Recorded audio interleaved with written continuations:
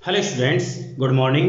आज हम पढ़ेंगे, हमने जो पिछला चैप्टर पढ़ा था उसमें हमारा एमिनो एसिड चल रहा था और उस एमिनो एसिड में हमने कुछ पॉइंट पढ़ लिए थे।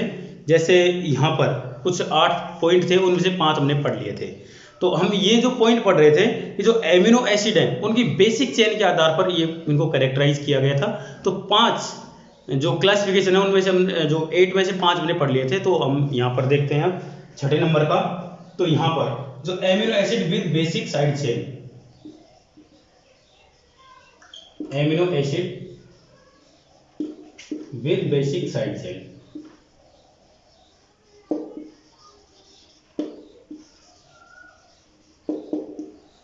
ये देखते हैं। देखो ये कैसा होता है। यहाँ पर इसका एग्जांपल है आर्जिनाइन, लाइसिन और हिस्टिडीन। ध्यान दे, ये हिस्टिडीन एक ऐसी दवा होती है जो एक तरह से नशे के काम में आती है। तो इसको डॉक्टर देने से मना करते हैं, लेकिन ये उन पेशेंट्स को दी जाती है जो कंट्रोल और जिनका अपने आप पर कंट्रोल रहता नहीं है ना।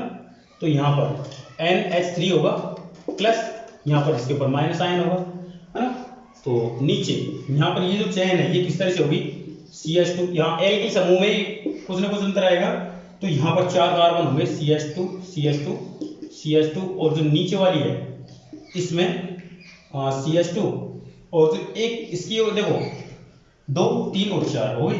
यहाँ पर नीचे जुड़ा होगा NH3 प्लस, यहाँ पर इस तरह से जुड़ा हुआ होता है। इसको बोलते हैं लाइसिन, LYSIN, यह है लाइसिन। अब देखें यहाँ पर आर्जिनाइन देखते हैं। तो आर्जिनाइन में बिल्कुल सेम ऐसी श्रृंखला होती है। यहाँ पर कुछ एक्स्ट्रा जुड़ा होता है, एक हाइड्रोजन हटाकर यहाँ पर एक और एल्किल ये एमिनो ग्रुप जुड़ा हुआ होता है। तो आर्जिनाइन का देख लीजिए, यहाँ पर COO ऐसे कैसे, यहाँ पर H, यहाँ पर NH3 प्लस होगा ऊपर, नीचे CH2 तो यहाँ पर CH, नीचे NH3 प्लस होगा ऐसे कैसे, है ना, या NH2 होगा, NH3 प्लस नहीं, नीचे हम 2 रख देते हैं।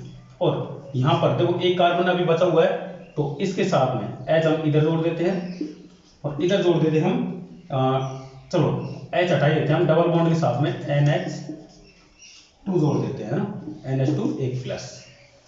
तो ये जो समूह है मतलब इसका नाम है आर्जिनाइन, ARGININE, ठीक है। Amino acid with basic side chain पढ़ रहे हैं हम इसमें। तो और देखिए तीसरा और है यहाँ पर हिस्टिडीन। तो ये COO ऐसे कैसे रहेगा, यहाँ पर NH3 प्लस ऐसे कैसे रहेगा और इधर को H रहेगा। अब यहाँ पर एल्किल समूह है, इसमें साइड चेन काफी बड़ी हो जाती है, तो इस साइड चेन के आधार पर इनका नामकरण होता है। तो यहाँ पर नीचे CH और यहाँ पर इसके साथ में NH, इसके साथ में भी NH, और इनसे यहाँ पर एक CH और जुड़ा होता है इस तरह से। तो ये हिस्टिडीन है।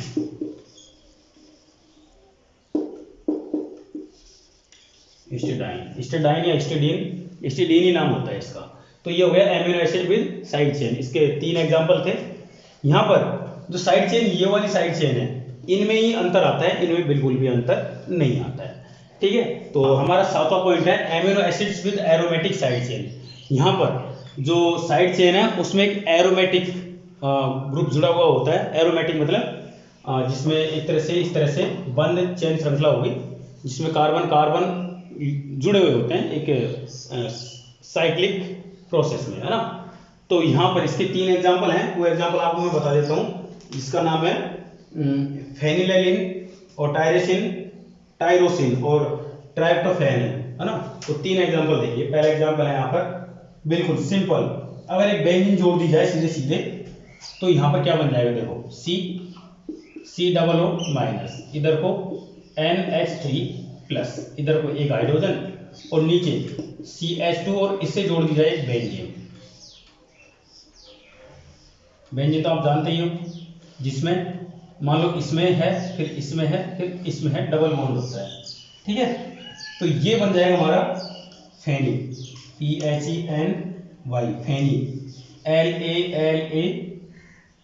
LALANI, फेलिन, फेनिलेलेनाइन कुछ ऐसा नाम है इसका, अजीब सा, ध्यान रखें। यहाँ पर अगला है टायरोसिन।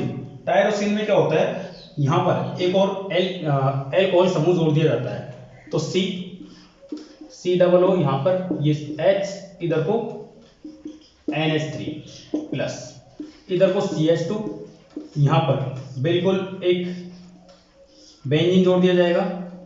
इस बेंजीन के साथ में यहाँ पर एक एल्कोहल समूह जोड़ दिया जाता है, ठीक है। तो ये हो जाएगा हमारा टायरोसिन, TYROSIN, टायरोसिन। अब एक और देखो यहाँ पर ट्राइप्टोफैन है ये ना। तो यहाँ पर क्या होता है, ये कुछ अजीब तरीके से है, C double O minus NH3 plus, और इधर को C, फिर H, इधर को H है ना। और यहाँ पर देखिए क्या होगा, CH2। देखो ये तो जुड़ा ही जुड़ा होगा। इसके बाद में यहाँ पर C, यहाँ पर CH, इधर को एक C, और यहाँ पर एक NH समूह होता है ना। और यहाँ पर देखो इस कार्बन के साथ में एक बेंजीन समूह इस तरह से जुड़ा हुआ होता है,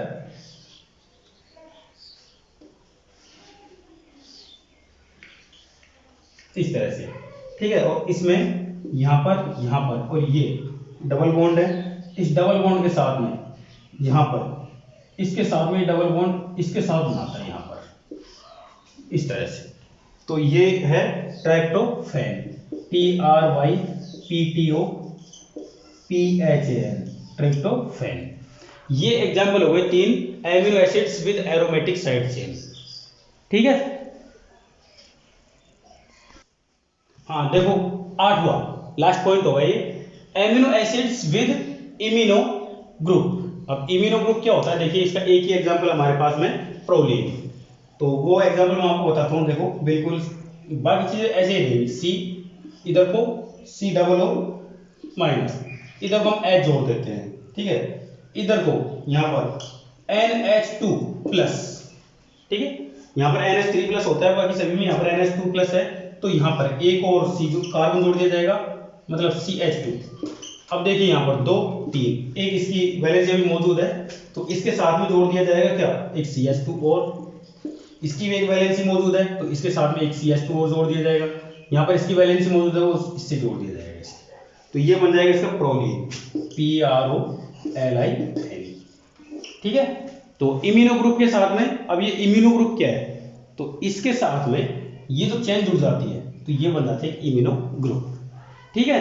तो ये हो गया हमारा अभी तक जो चल रहा था टाइप्स ऑफ एमिनो एसिड्स, ठीक है। अब चलिए शुरू करते हैं प्रोटीन का जो प्राइमरी स्ट्रक्चर है,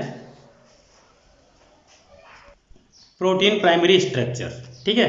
तो देखिए जो प्रोटीन है वो क्या होता है, मोनोमर से मिलकर बनी होती है, ठीक है। तो देखो यहाँ पर क्या बताया गया है, proteins are basically polymers of amino acids, ठीक है। प्रोटीन किसके बने होते हैं, पॉलीमर होते हैं ये एमिनो एसिड्स के, in which these monomers sequence in a specific order according to the information transferred by DNA, मतलब deoxyribonucleic acid, from which it is transformed and translated.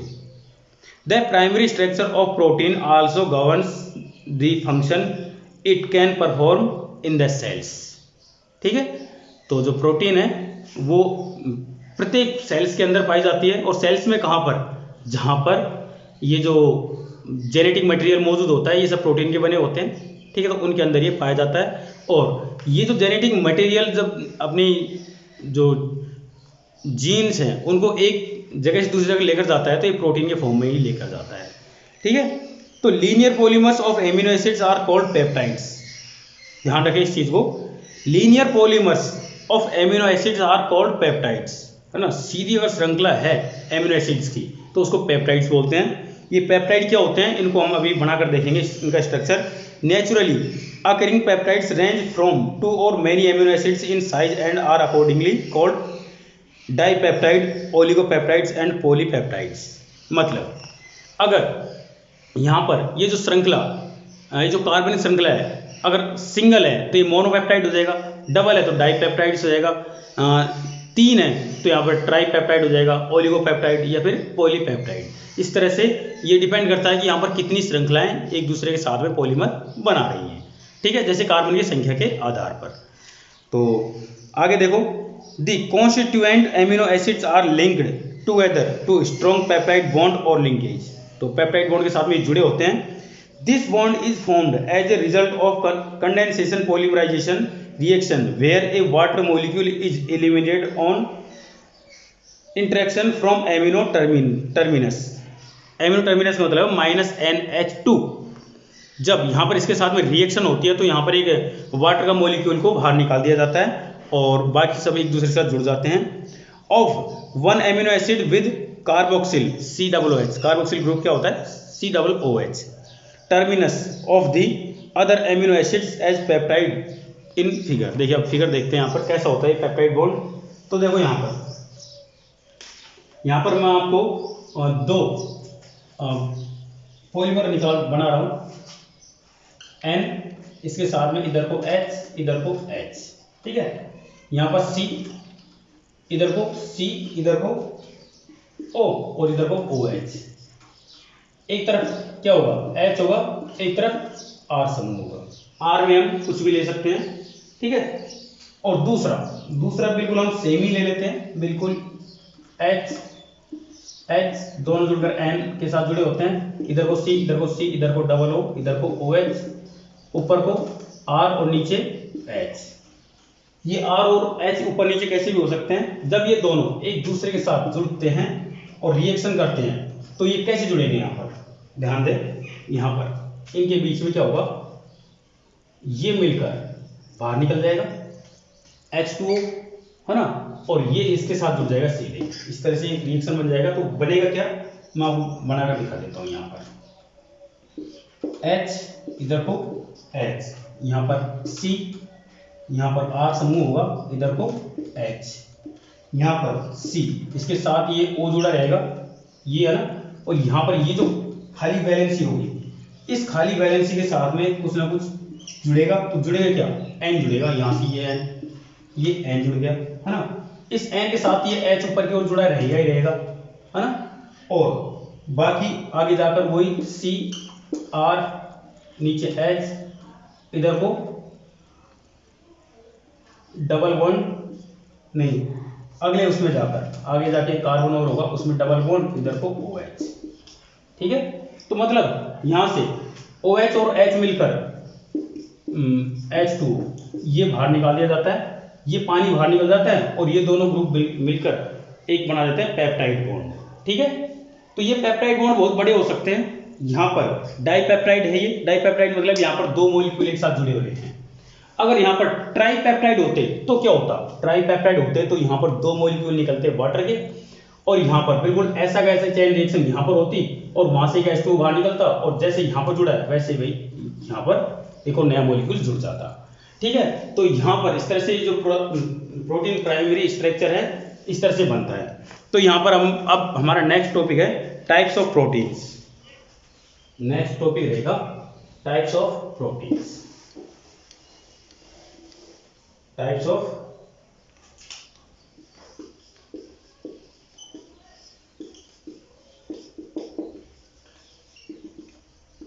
ये हमारा टॉपिक है। तो देखिए ये टॉपिक कैसे है, the polymeric linear chain of amino acids is considered as the primary structure of proteins which can further undergo numerous conformational changes to attain secondary tertiary and quaternary structure as discussed in chapter 7। हम 7 chapter में इसके बारे में बात करेंगे। And participate in metabolic activities. तो ये सब कुछ सारी प्रोटीन किसमें पार्टिसिपेट करते हैं, मेटाबॉलिक एक्टिविटीज में। Proteins structures thus formed can be classified on the basis of several aspects.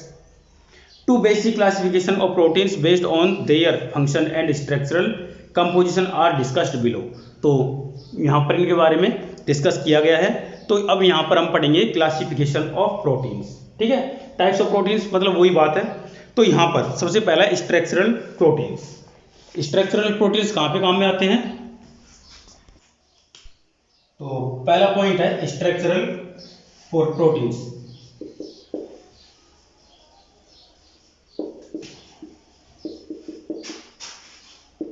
देखो ये प्रोटीन कैसे होते हैं। They are the basic component of various structure in the body. मतलब ये प्रोटीन हमारे शरीर का जो स्ट्रक्चर है उसको बनाने में हेल्प करते हैं या फिर वहाँ पर पाए जाते हैं। Example of keratin, component of hair and epidermis, मतलब बाल और जो नाखून इनके बने होते हैं।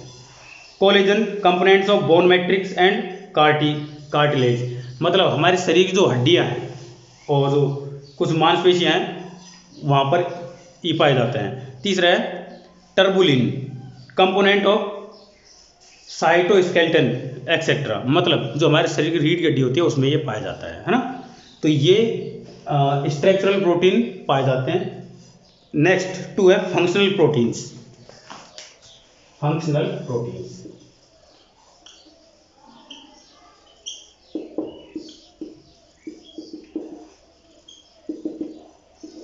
हमारे शरीर के अंदर बहुत सारे फंक्शन हमारी बॉडी परफॉर्म करती है, तो उनमें जहाँ पर एक प्रोटीन पाया जाता है उनको बोलते हैं functional proteins. Proteins participate in numerous important functions in the body depending on the roles they can be further classified as. तो यहाँ पर इसको बहुत सारे भागों में इसको डिवाइड किया गया है। तो यहाँ पर देखिए कौन कौन से हैं। सबसे पहला स्टोरेज प्रोटीन। स्टोरेज प्रोटीन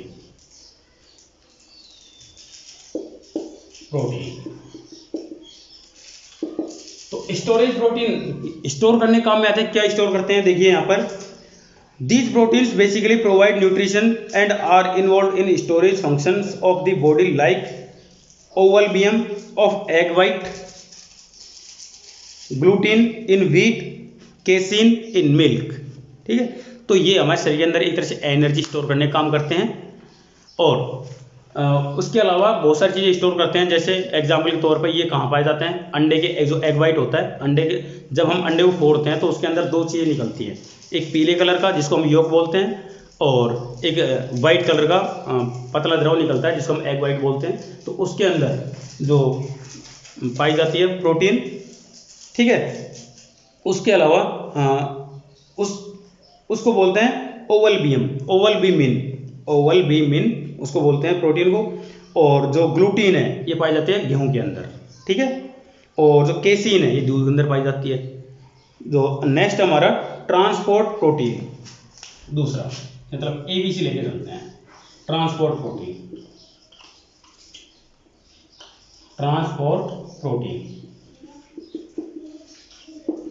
देखिए ये ट्रांसपोर्ट प्रोटीन क्या काम में आते हैं। हमारे शरीर के बहुत सारे पार्ट ऐसे हैं जिनमें कुछ चीज़ ट्रांसपोर्ट करने के लिए काम में ली जाती है। ट्रांसपोर्ट जैसे हमारे शरीर के अंदर जो ब्लड है उसको एक जगह से दूसरी जगह सर्कुलेट करने के लिए कुछ प्रोटीन्स हैं वो काम करती हैं। और हमारे शरीर के अंदर जो कार्बन डाइऑक्साइड गैस बनती है उसको बाहर निकालने के लिए एक तरह से ट्रांसपोर्ट का काम करती हैं, वो भी क्या होती है, प्रोटीन होती है।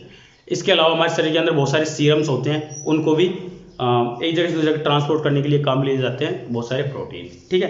तो चलिए इनके बारे में जानते हैं। Some proteins bind with specific molecules and help in their transportation from one part of the body to the other like haemoglobin that helps in transportation of oxygen and carbon dioxide in the body, ठीक है। तो ये जो haemoglobin है ये भी क्या एक प्रोटीन है जो कार्बन डाइऑक्साइड गैस और ऑक्सीजन गैस का ट्रांसपोर्ट करती है हमारी बॉडी के अंदर। तो ये हो गया एक तरह से ट्रांसपोर्ट प्रोटीन के बारे में। इसी बात करते हैं डिफेंस प्रोटीन।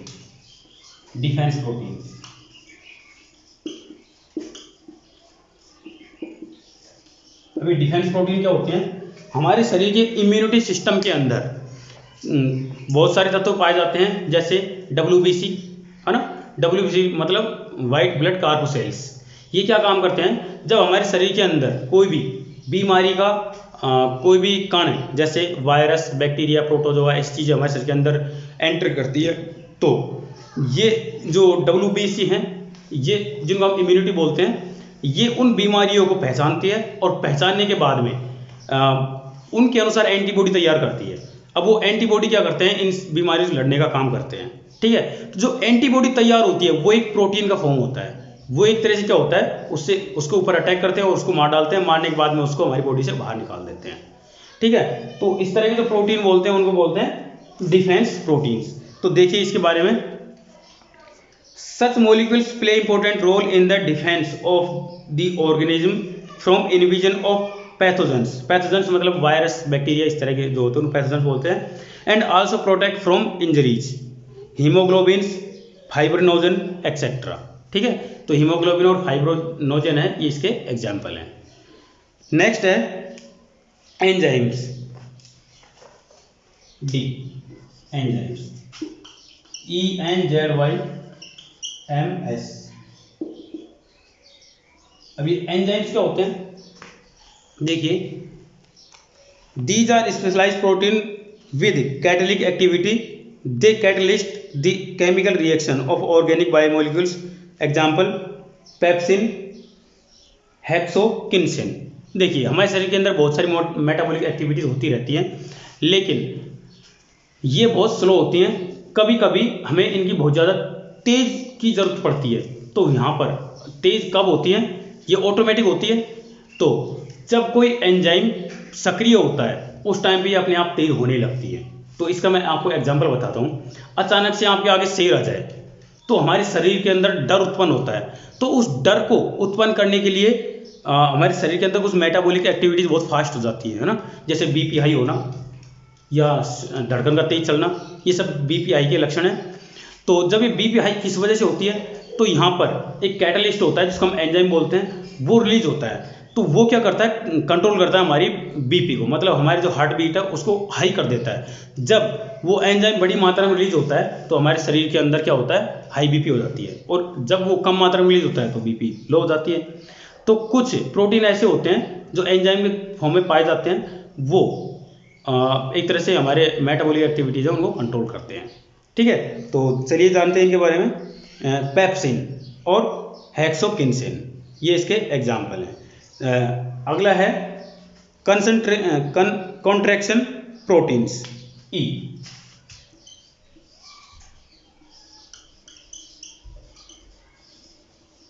Contraction proteins,